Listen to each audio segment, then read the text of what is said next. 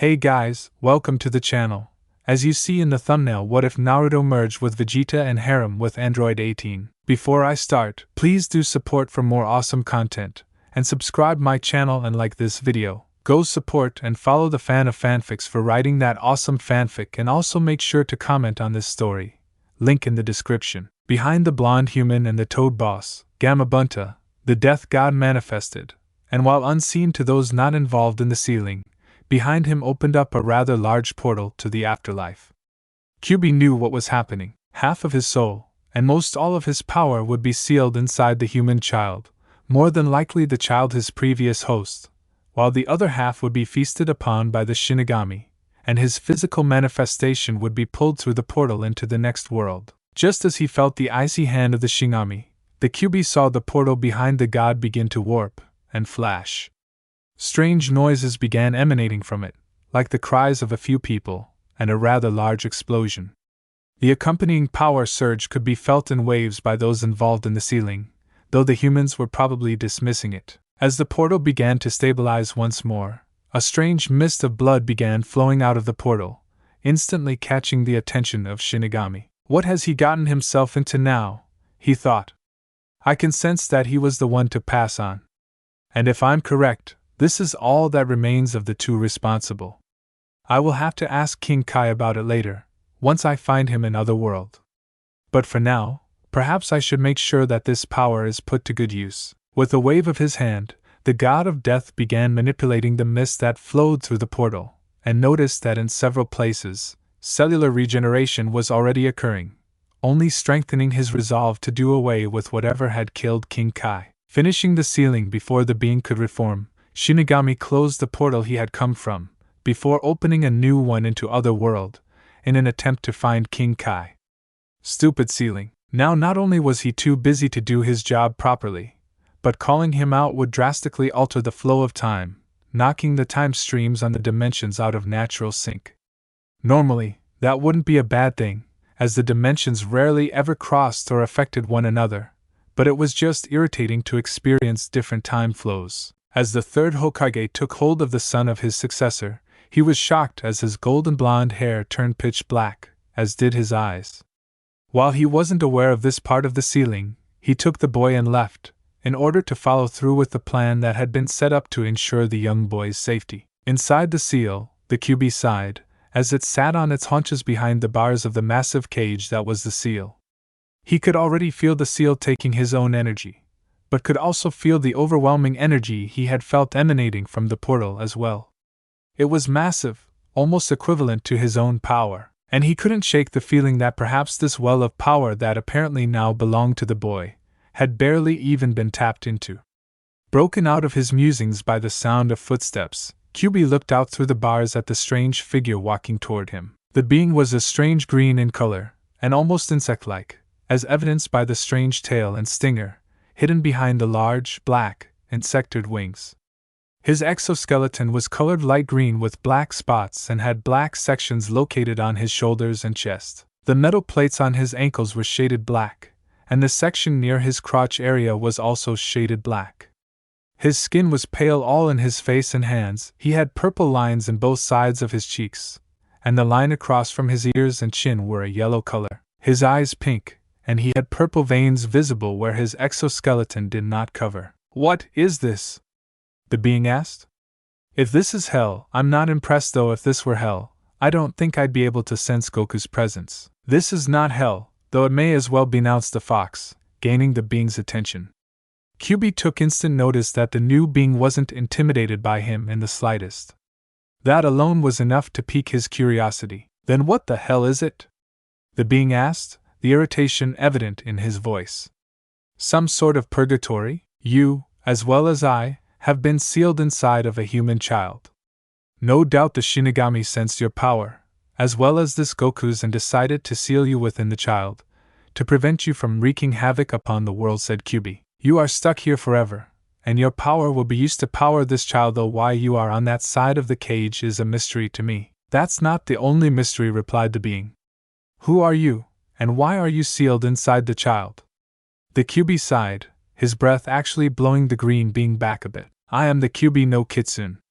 I am the king of foxes, Emperor of the Demon Realm, and currently, the most powerful being to inhabit this boy's body, replied QB, smirking as he said the last bit, seeing the being across the bars scowl at his words. Please, he said.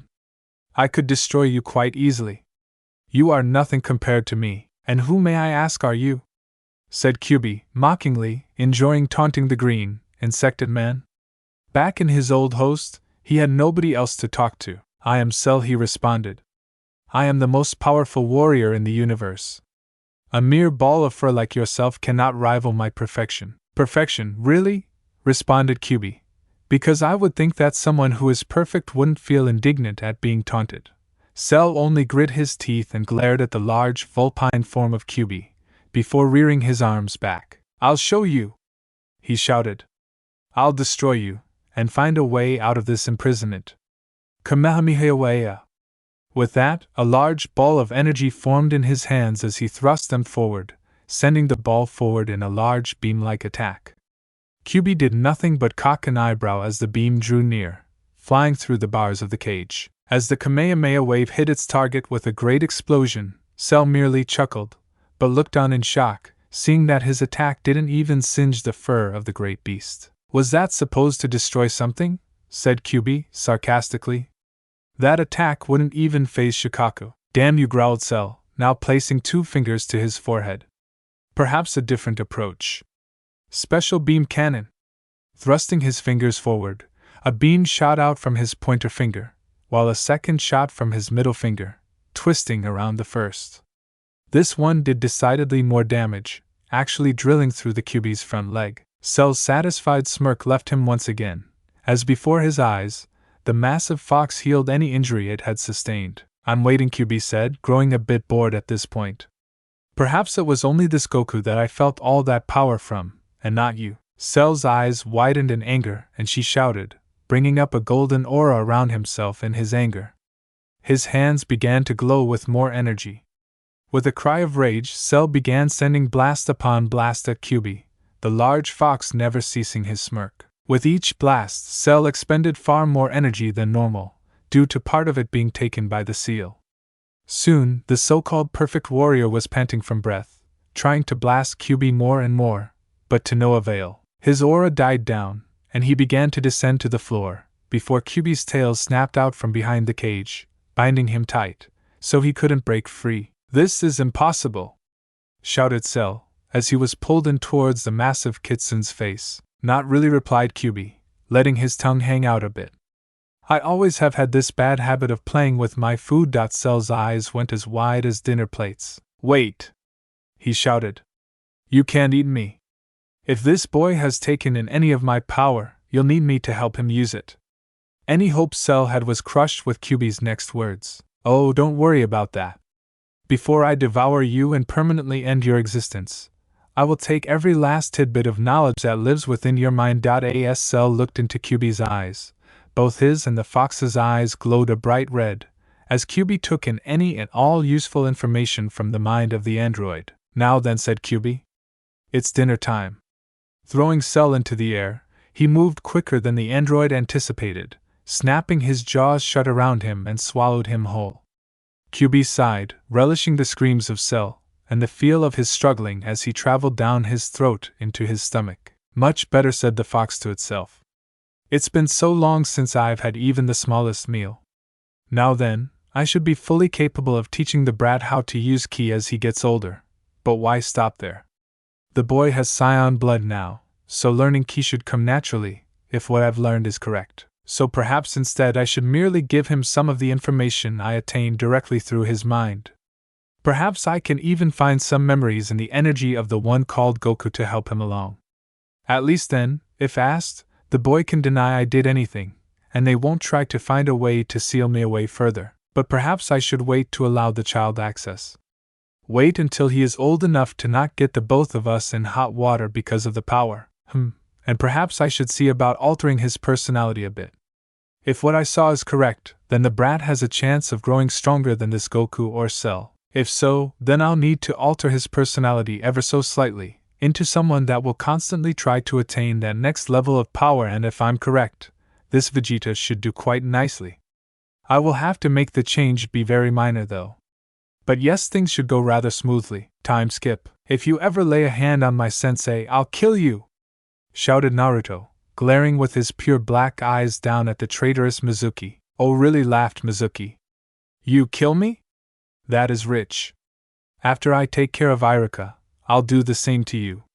Pulling a large shuriken from his back, Mizuki prepared to launch it at Iruka, who already had one stuck into his back. As a giant pair of eyes opened up inside Kyuubi's cage, the fox knew it was the perfect time and surged the power and knowledge into the seal. Naruto snapped. Don't even think about it, said Naruto, his eyes narrowing, though strangely, much of his anger had diminished. Your opponent is me, not him. Mizuki turned to look at Naruto and stepped back in shock at the changes that had taken place in the span of a few moments while he was turned away. A purple aura had sprung up around Naruto, and his muscle mass seemed to have increased, and was still increasing, yet at the same time, compacting, forming incredibly dense muscle.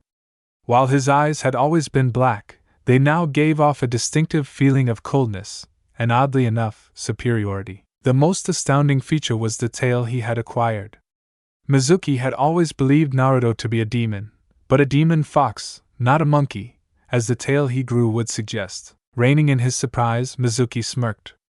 There was still no way Naruto was a match for him. Come on then, he said.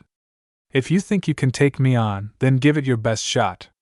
Naruto smirked darkly before putting his hands with their fingers curled in the palm of one on the back of the other. Naruto didn't know how he knew this, or why, but he wasn't going to question it. Pulling his hands to his left side, holding them at chest level, his aura began to grow even more erratic. With pleasure, he said.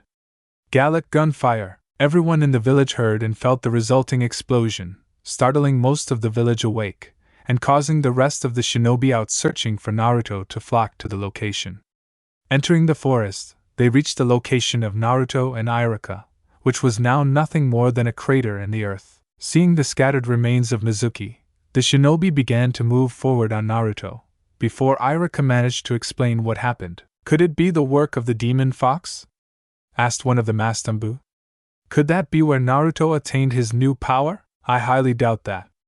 Every shinobi in the area parted as Sarutobi, the Sandaime Hokage, walked toward Naruto and the injured Iruka. Based on the fact that he has acquired the tail of a monkey, rather than of a fox, I would assume it is more than likely a dormant bloodline, or something of the like. For now, all of you are dismissed. Get Iruka some medical attention. I will talk to Naruto about what has happened to see if we can't discover what this is all about. Yes, Lord Hokage, said all the shinobi in unison, saluting before all leaving via Shunshin. Looking at the tail that was wiggling slightly behind Naruto, Sarutobi sighed, pinching the bridge of his nose. It seems we have much to discuss, he said, causing Naruto to rub the back of his head, sheepishly. Naruto, was this the fox's doing? At least now you know about the fox, so I can actually ask such a question. Yeah, and we'll have to talk about that too, but I don't think it has to do with the Kyuubi, replied Naruto. Or too much so, at the very least. It just happened, I guess you could say. When I used that new power, it felt so familiar, like I'd been using it all my life. Dangerous though it may be, I'd like you to try to contact the fox within you. Not right now, of course, but soon. The beast probably knows at least something about what has happened to you. When he was first sealed within you, it gave you your black hair and eyes, so I would assume the seal is at work again, said Sarutobi, his voice revealing nothing but utmost seriousness. Right, I'll see what I can do, said Naruto, his own face turning more serious as well. But first, I feel it would be beneficial to train in my powers first. They could be more useful than that new clone jutsu I learned from the scroll. Yes, that reminds me. May I see the Kagebunshin no jutsu that you learned? Replied Sarutobi. Naruto raised an eyebrow, but complied, placing his fingers in a cross shape, his tail somehow instinctively wrapping around his waist, like a belt. Sarutobi didn't so much as blink as the clearing filled with smoke, before clearing, revealing nearly 100 Narutos. Sarutobi gave one of them an appraising eye, before punching one in the face, making it dispel with a shout. Smiling, Sarutobi turned to Naruto, grinning like the cat that swallowed the canary. Well, Naruto, it appears congratulations are in order. Naruto once more raised an eyebrow. With what I've seen here tonight, I believe you are more than fit to be a shinobi. Reaching into a pocket in his Kage robes, he pulled out a brand new Konoha forehead protector, throwing it to the blonde. Catching it, Naruto stared at it in shock for a moment, before a cocky smirk plastered itself onto his face. "Ha, I've waited so long for this moment," said Naruto, with barely contained glee, tying the band around his head. "Now you know where to meet to be assigned your team, right?" said Sarutobi. "Yeah, I know," replied Naruto. "Man, this night has been so awesome, I could just..." He never got to finish the sentence, as Sarutobi interrupted him out of shock. Naruto had begun to levitate off the ground. "Naruto, you're flying, my boy," he said, causing Naruto to look down at himself, as he slowly descended, his feet touching the ground once more. "I'm getting too old for this," said Sarutobi, pinching the bridge of his nose again. "Sorry, old man," said Naruto. "I got some training to do before I meet my team." With that, Sarutobi was nearly blown back as the purple aura sprang up around Naruto, and he rocketed skyward, propelled by nothing more than intuition and a strange familiarity with flight. "I just hope, if what he did to Mizuki was any indication of his power, that he doesn't end up destroying the village through training," said Sarutobi, before using Shunshin to quickly go back to the Hokage Tower. Time skip. 1 week later, Naruto arrived on the roof of the Ninja Academy via flight.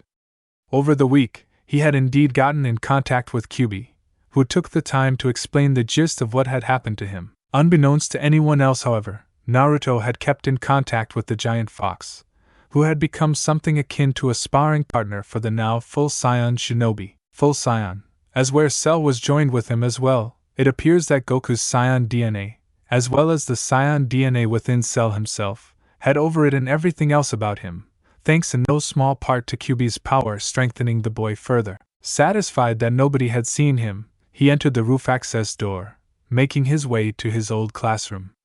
Stopping as he was about to enter, he heard an uproar inside, as Iruka had announced that he was to be put on a team. Naruto scowled. Not only had he been put on a team with Sakura Haruno, the girl that had rejected him numerous times in the past, and co-president of the Sasuke Uchiha fan club, but the object of her affection himself, and Naruto's rival, Sasuke Uchiha. "But Sensei," questioned Sakura, "didn't Naruto fail his exam? Why is he getting put on a team?" Growling, Naruto flicked the door lightly, which with his now savage strength, blew it off its hinges and across the room. "The Hokage just saw a true warrior, and saw fit to pass me. Seems he recognizes power when he sees it." Any argument Sakura had died in her throat upon seeing Naruto, and watching him float into the classroom, his feet never touching the floor. "What the hell happened to you?" asked Sasuke, quirking an eyebrow, trying not to show his shock at his now teammate rival. "The same thing that hasn't happened to you yet. My bloodline has activated," said Naruto, floating up into a seat, shocking everyone as he leaned forward and what they thought was a belt unwrapped itself from his waist and became an object to prop his head up on. "Well, then I'll have to fix that, won't I?" said Sasuke, his eyes narrowing into a glare. "I'll be waiting."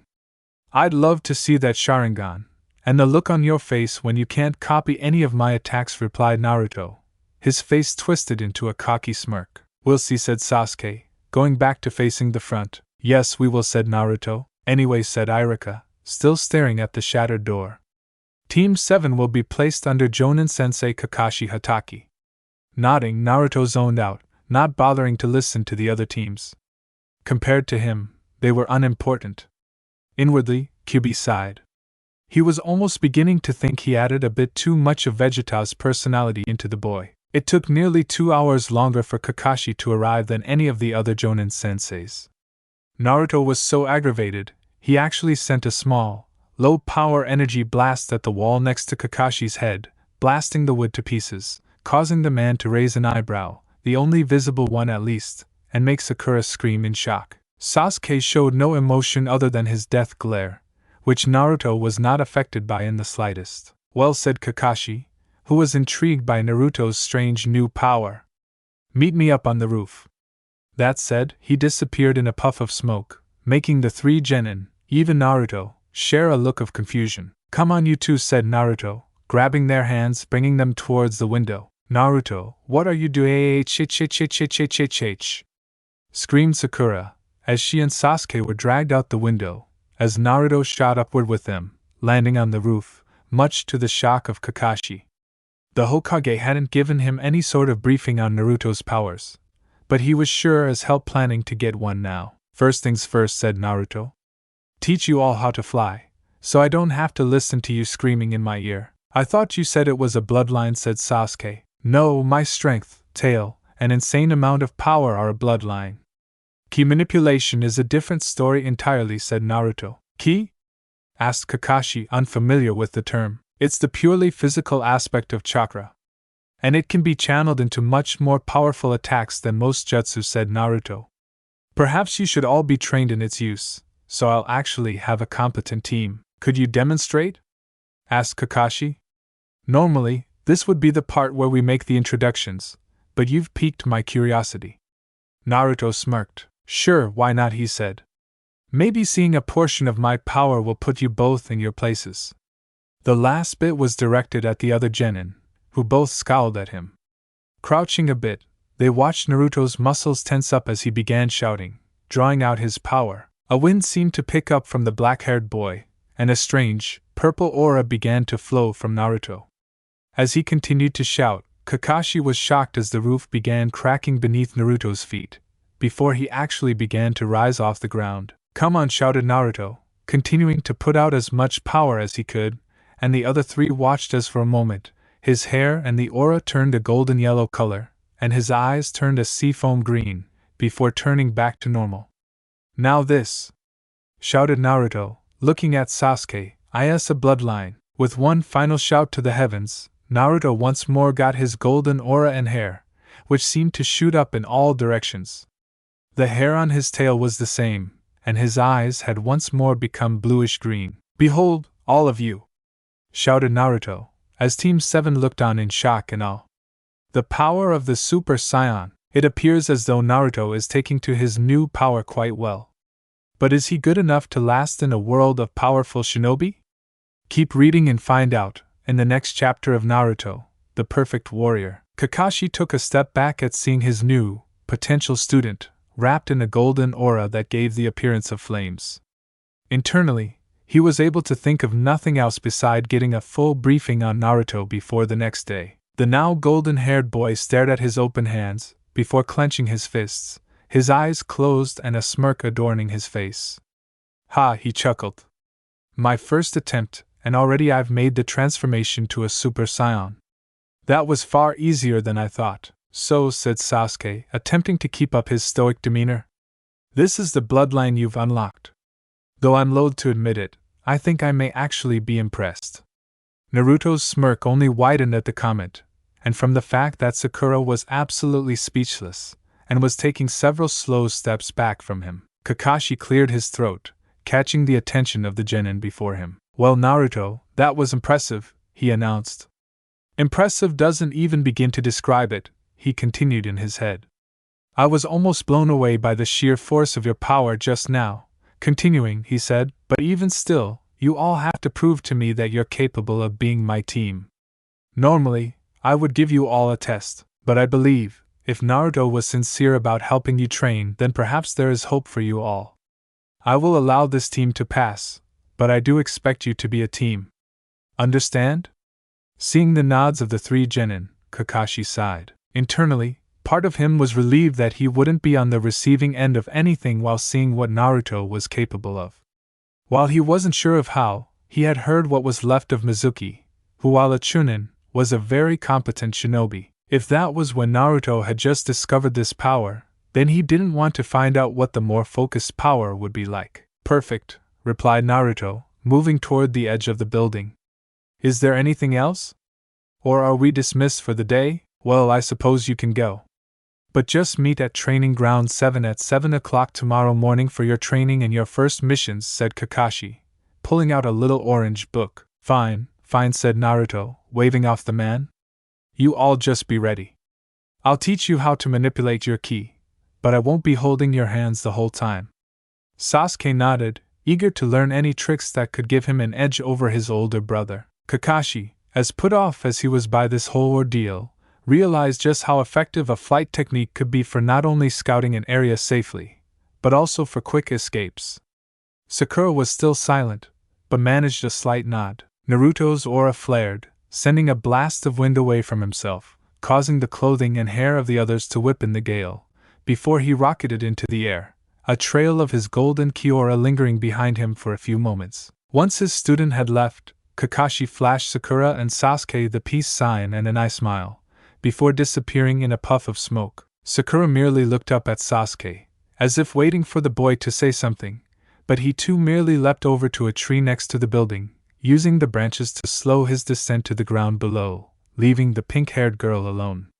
She sighed, before leaving herself. As Naruto soared across the sky, going far beyond the barrier of the village, he was lost in his own thoughts. He now knew he could achieve the Super Saiyan transformation, but the memories that he received of Cell from Kyuubi showed that the son of Goku had achieved a level of power even higher, a sort of Super Saiyan level 2, as it were, or as he preferred to think of his genetic template as Kakarot. Vegeta's personality caused him to take more pride in one's heritage, and he believed that referring to him as Goku was disrespectful to the Saiyan race. Granted, he also knew that he preferred to be called Goku, so if he ever met the man, perhaps in the next life, he would have to be sure to address him as he wished.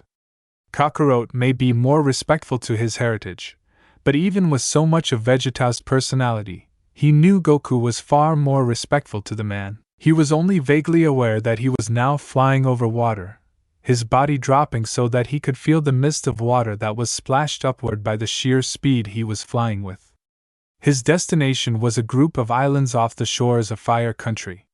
The islands were deserted, and proved to be the perfect training area for him. All of the trees had been decimated by his practice sessions, but that was only working on mastering the moves of the warriors given to him by Cell.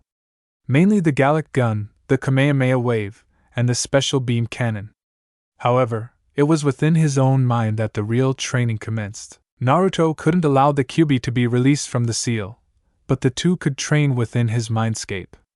By replacing the bars with a pair of manacles, the Kyuubi was allowed to move freely within, and by devouring Cell, he was able to take a similar form, though it was much more vulpine-like than insect-like. He had no wings, and where Cell only had one tail tucked away, Kyuubi had 9 tails that freely flowed from the spot, as well as other more distinct fox features.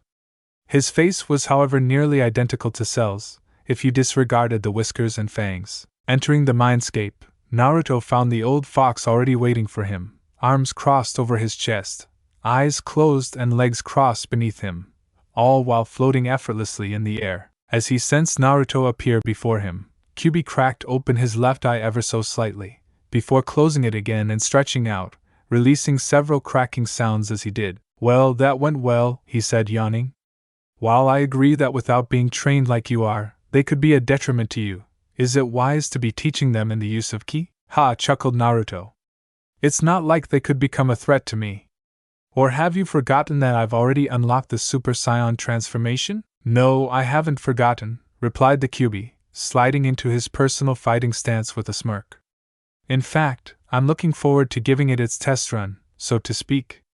Naruto also smirked, mirroring the fighting stance of Kyuubi. The stance itself placed one foot forward, while placing the other foot at a perpendicular angle to the first, forming a sort of extended T-shape with the feet, leaning on the back leg to control the center of gravity of the fighter. The hand that matched the forward foot was extended out with the elbow of the arm bent at a slight angle, bearing his claws outward at the opponent, though Naruto lacked the claws to use the style properly. The second hand was placed at chest level, about half a foot away from his solar plexus, palm down, bearing claws in a similar manner to the first hand.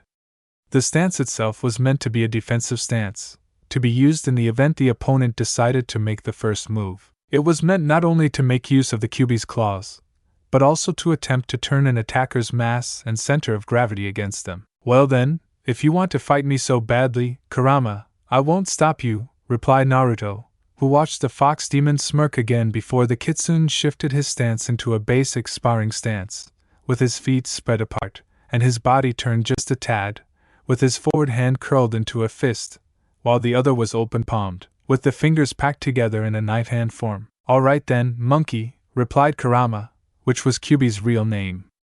Here I come. With lightning speed, Kurama flew at Naruto, closing the distance within seconds, with his knife hand shooting back and his fist curling across his body to come in with a hammer fist strike. Before he reached Naruto, he blurred out of existence, with Naruto doing the same. Inside the mindscape of Naruto, the only sign there was anything going on was the cracking of the walls around the room, and a glimmer and blur of a figure every now and then. Time skip. The next day, Naruto's apartment. Hopping out of his bed, Naruto turned himself inward, casting his thoughts toward Kurama. Are they ready? He asked in his head. Why not take a look at yourself and see? Replied the fox, reverted to his normal size and form. He actually had to smirk at his own ingenuity. With the seal that confined him, he only had limited ability to alter it. The boy the seal was placed on, however, was a different story entirely, as he had managed to turn him from a human to a full-blooded scion. And while he was unable to tamper with the seal, he could also place other seals on the boy. One such seal being a special gravity seal, which he placed on several areas of the young scion's body. When activated, they could multiply the effect that gravity placed on the body, effectively allowing for consistent resistance and weight training. Deciding to go for something easy, Naruto racked his brain to remember information on the scions, finally remembering from phantom memories of Cell's programmed information banks. If he remembered correctly, the planet the scions had lived on had gravity that was 10 times that of Earth, so that is what he'd start at. It was enough to crush a lesser man, but as a super scion, it shouldn't even faze him. He just needed a baseline that would be easy to use and would prove the seals worked. Placing his hands into the ram's seal, Naruto focused on his number, before a warm sensation rushed over him. To be honest, he didn't feel much difference, but according to the indicator within the seals, one of which was drawn up across his wrist like a watch, he could see the seals were indeed working, the kanji 410 appearing within. Perfect, said Naruto. If Vegeta and Kakashi can train in intense conditions of gravity, then I intend to do the same. Throwing his hands once more into the ram's seal, he focused more on the weight, feeling the difference as he went from 10 times Earth's gravity to a crushing 75. He would have gone further, but he only had the genes and power of a scion.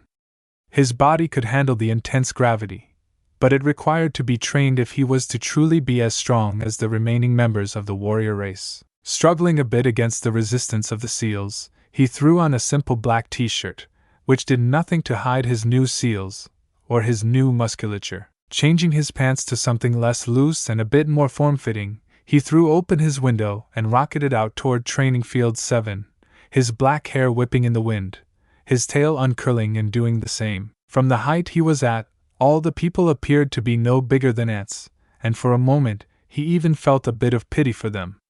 It passed quickly, however, and he turned his sights to the training ground, already able to sense his 2 teammates, but couldn't sense his sensei anywhere near. Sasuke and Sakura looked up at seeing the boy flying down, his descent slowing to land gracefully yet firmly on the grass in front of them. You're late, announced Sasuke, which caused Naruto to let out a mirthless chuckle. Last I checked, you can't be considered late unless the show has started, he replied.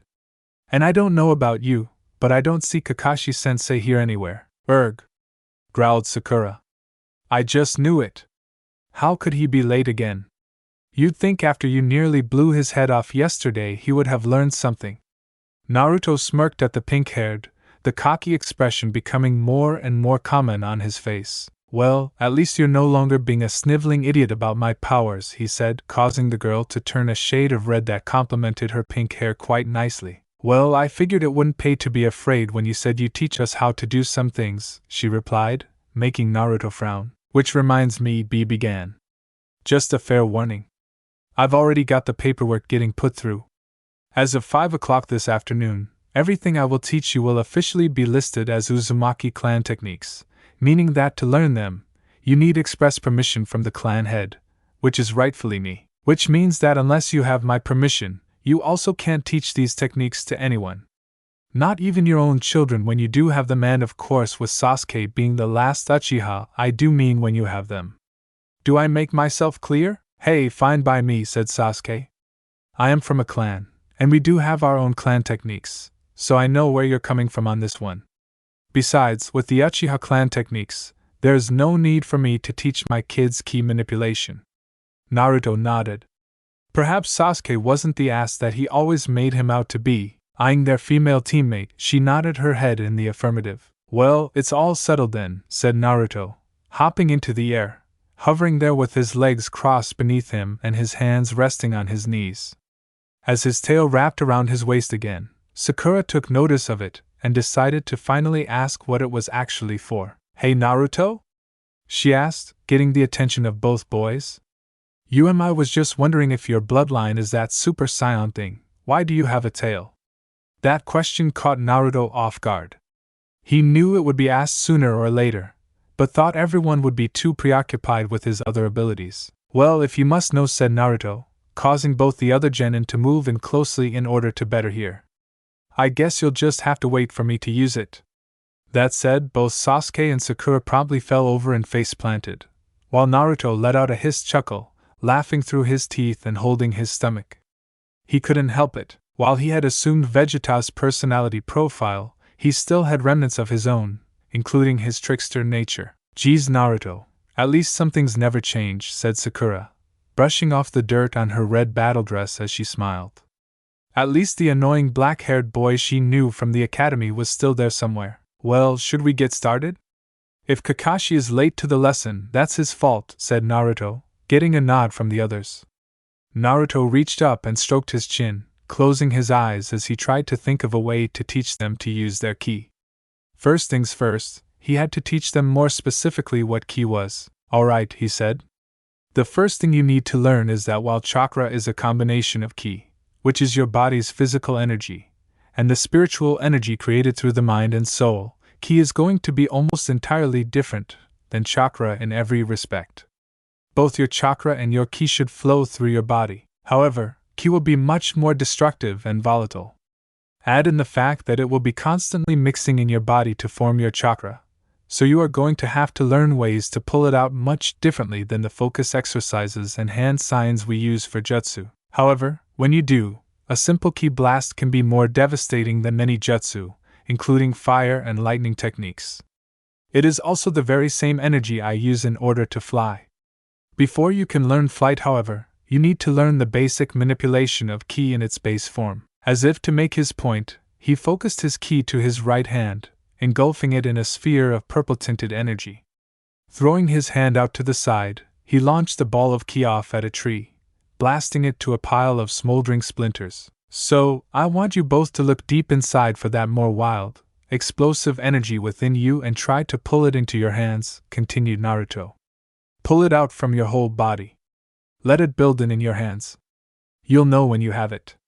When you do, we can work on the next step. Sakura and Sasuke locked eyes for a moment, before simultaneously sitting cross-legged across from each other, their hands held out in front of them. So Kurama, what are the odds that they manage to draw out their ki before Kakashi shows up?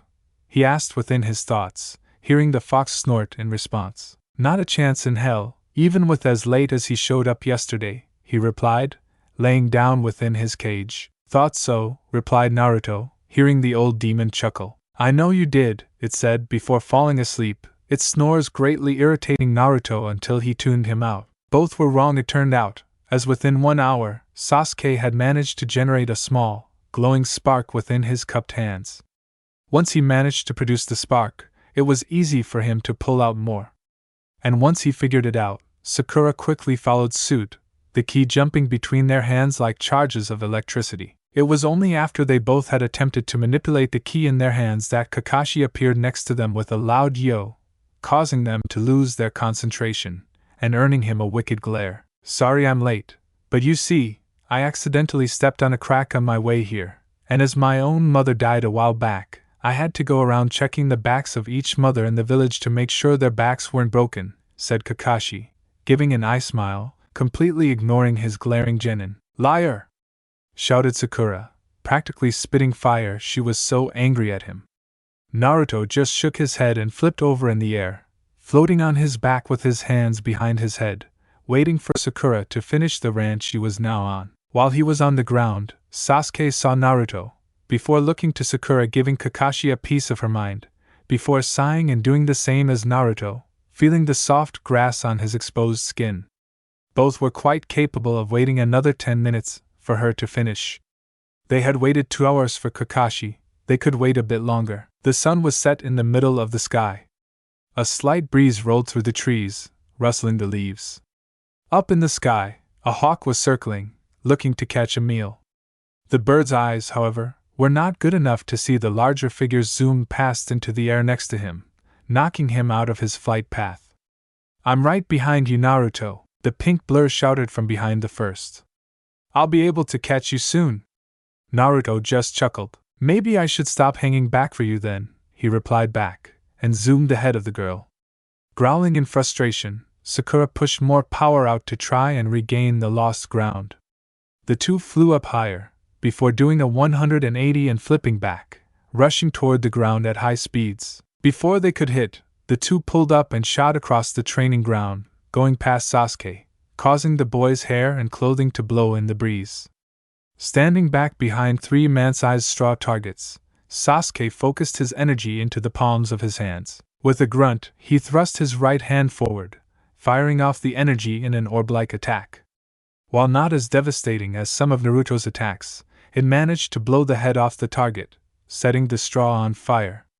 Throwing the other orb, it burned through the chest of another target. "How was that?" he asked, panting a bit, not even looking at his black-haired teammate as he came up behind him. "Not bad," he replied, walking up with his arms crossed. "But you missed one." Without another word, and faster than the naked eye could see, he held his hands out in front of him, which glowed with his purple-hued energy. Sasuke actually took a step back as a large beam of the ki was fired, decimating all 3 targets, and several of the surrounding trees around the clearing. "Now do that, and maybe I'll be impressed."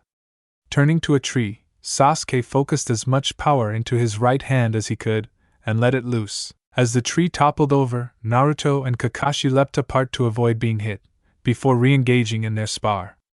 Kakashi, for his part, was using both his eyes just to keep up with Naruto's speed. Throwing a kick at Naruto's head, he watched Naruto block without showing even the slightest effort. It didn't surprise him. He had earlier seen the boy block one of his punches using his middle finger. It had to be the biggest he had ever received. While all of this was going on, the real Naruto was decimating an army of clones, throwing a leg sweep on one, before sending an axe kick into his head, causing it to dispel. Within a fraction of a second, he came under the attack of 3 clones, throwing a flurry of punches and kicks at the original, who began dodging at lightning speed. Dodging the punch from the clone in front of him, he miscalculated, with the clone on his left landing a glancing blow across his face. Widening his eyes, Naruto exploded in anger, his Super Saiyan aura flaring to life, knocking back the attacking clones, who made room for 3 more, all in the Super Saiyan state. One threw a punch that looked good, until it phased right through Naruto's afterimage, the Super Saiyan reappearing right behind him. An elbow sent back into the skull of the clone ended its existence. Throwing his arms out, Naruto's hands glowed with golden energy, which blasted another of the super clones, the last evading the attack, dashing in with lightning speed and connecting a knee into the original's gut. Naruto grunted, furious with himself for getting hit not once, but twice. Granted, it was himself that hit him, but it was still unacceptable. He and his clones were at the same level of power. He should be able to beat anyone, no matter what their power. Doing a backflip, he slammed his foot into the jaw of the last clone, dispelling it in a burst of smoke. Turning, he was met with the sight of 50 clones all waiting for their chance to get at the Super Saiyan. Unfortunately for them, he had had enough. His hands glowing with an immense amount of power, he growled in irritation as he sent a volley of blasts at his army. Not a single clone was spared from the onslaught, and with each one, he received a memory from the view of the clones. As the dust cleared, revealing empty space and torn-up earth, Naruto dropped to his knees, panting as he reverted to his normal state, his clones straining his body more than their training. Growling, he punched the ground, cracking the earth beneath him. Damn it, he thought angrily. Why the hell am I not getting anywhere with my training? What am I missing? Goku's son has exceeded the level of Super Saiyan, ascended. What does he have that I don't? The question was maddening. For someone who had the same pride and drive as Vegeta, being anything less than top dog was unacceptable. Looking to his teammates, seeing that regardless of how weak they were, comparatively they were growing by leaps and bounds. They were tapping their potential, yet he was remaining stagnant. It was absolutely infuriating. If my current training isn't getting me anywhere, then I need to up it.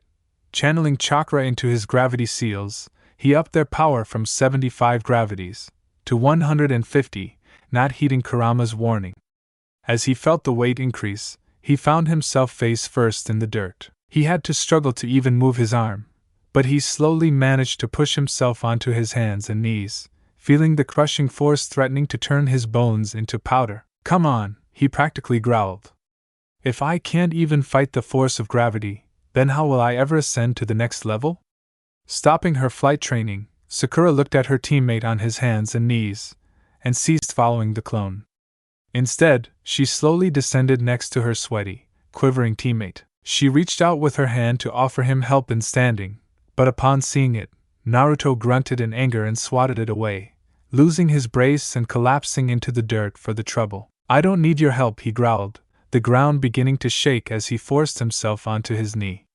"I would rather meet the shinigami than accept help from any of you. This is my battle. If I don't succeed on my own, I don't deserve to succeed at all." With a bright flash of ki, Naruto's Super Saiyan aura sprang up again, and he forced himself to his feet. "While a part of me appreciates the offer, the rest of me will have to decline." Turning, Naruto threw several test punches and kicks, his Super Saiyan form more than capable of handling the force of gravity. Now he just had to make his normal state capable of doing the same. It was a sight to see. His teammates knew about his seals, Kakashi even drawing up his own array, deciding to test them out before Sasuke decided he had to have his own. They just weren't aware of how high they were. Kakashi was able to take the force of 5 times the Earth's gravity currently, before it began to put too much strain on his body. He was still only human, after all. If they were to know just how much he had amplified gravity for his training, it would boggle their minds.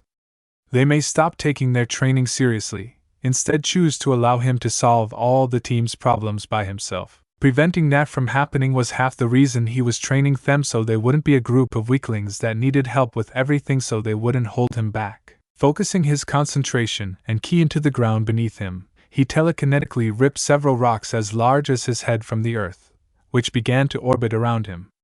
There were 10 in all, Naruto making sure of that. He needed his number to be correct if he were to have proper results. With a burst of energy, he sent the rocks flying like missiles high into the air and scattering in many different directions.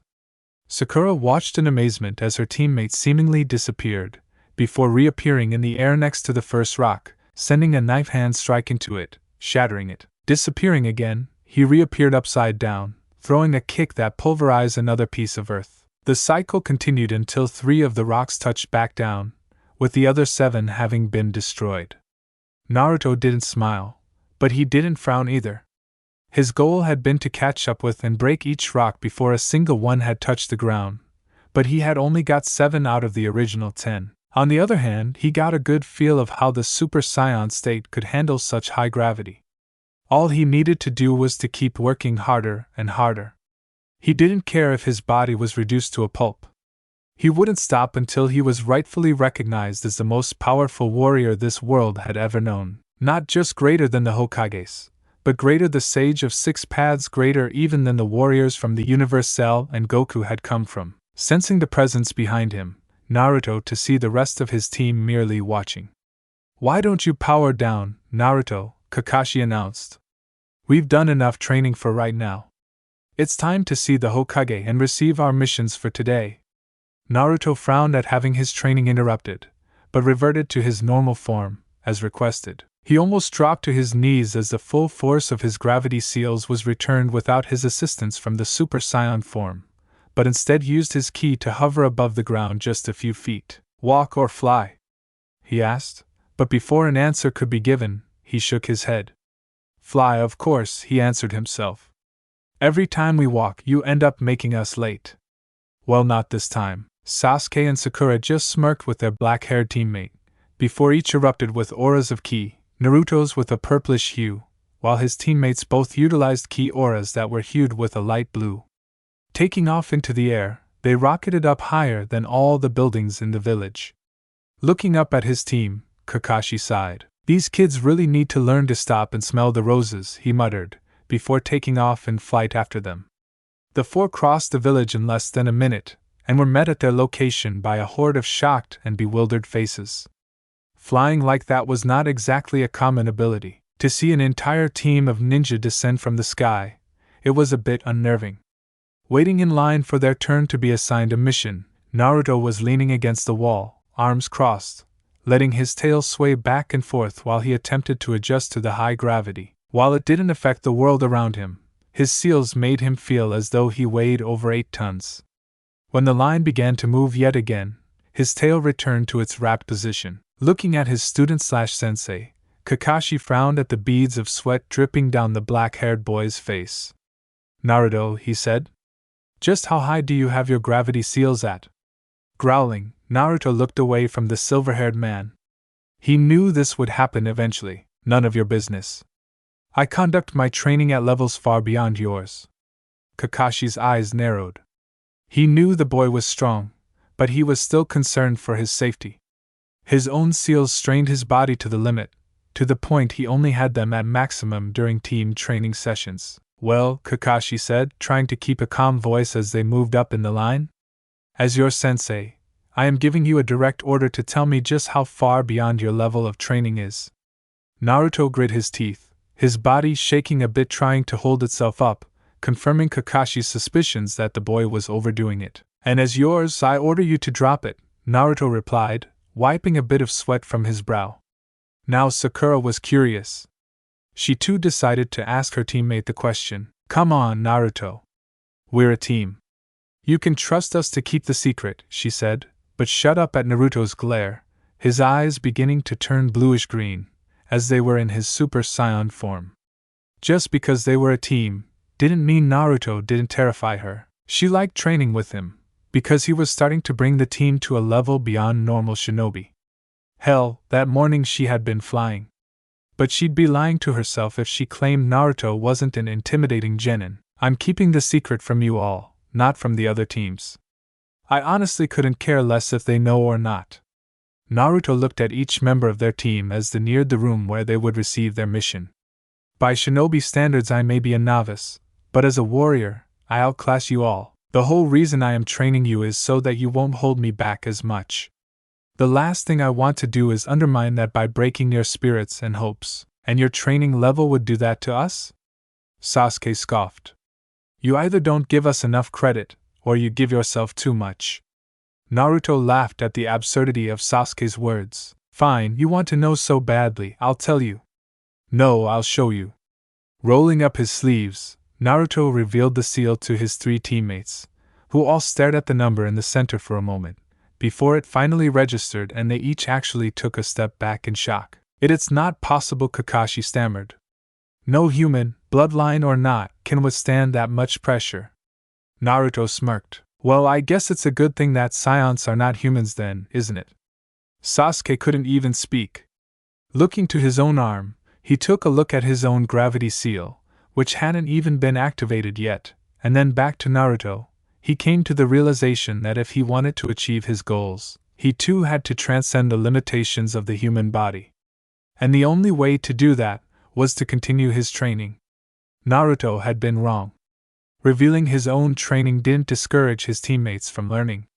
In fact, it had only served to strengthen their resolve. If they were going to be outshined, they were at least going to glow as brightly as they could in comparison. Entering the room, they noticed that the other teams had all but disappeared, having taken up their missions and left to go carry them out. The only ones left were the Hokage, his mission staff, and one older gentleman who looked just a little on the tipsy side. Seeing the team, Sarutobi's eyes lit up and he smiled. "Thanks for watching this video. You really enjoy this video. Like, subscribe, and comment down below, and turn on that bell notification. Don't forget to support and follow Fan of Fanfics for writing that awesome fanfic, and also make sure to comment on this story link in the description. See you in the next video. Goodbye.